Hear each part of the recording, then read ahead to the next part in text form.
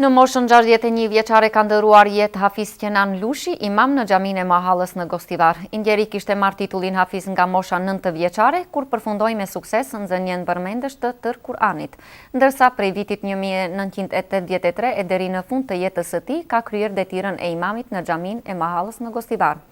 Ka shërbier edhe si mësues i shkronjave të Kuranit për shumë gjenerata. Në moshën 61 vjeçare ka ndëruar jetë Hafiz Kenan Lushi, imam dhe mualim në xhaminë e Mahallës në Gostivar. Hafiz Kenan Lushi u lind më 13 prill të vitit 1953 në Gostivar. Shkollën fillore e kreu në vendlindje dhe krahas saj filloi edhe mësimet elementare islame.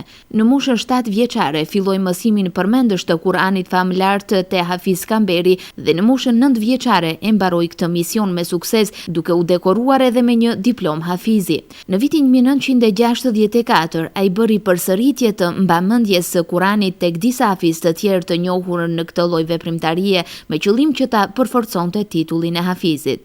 Prej vitit 1967 deri në vitin 1974 ka marrë mësime në lëmita ndryshme te Qemal Efendiu i Çegranit, pastaj u regjistrua në medresen e mesme Alaudin në Prishtinë deri në vitin 1980.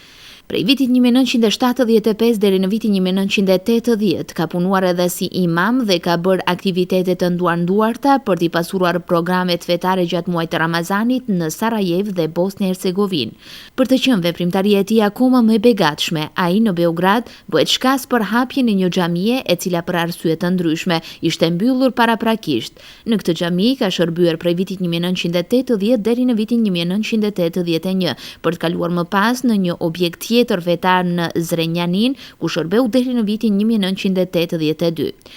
Prej vitit 1983, Hafiz Kenani kryente detyrën e imamit dhe mualimit në xhaminë e Mahallës në Gostivar deri kur edhe ndëroi jetë. Krahas numrit të madh të nxënësve që ka mësuar leximin e Kuranit, ai ka nxjerrë edhe 5 hafiz, të cilët tani më nuk janë këtu në vendlindje, por kanë vazhduar shkollimin në lëmite fesë nëpër qendra të ndryshme islame.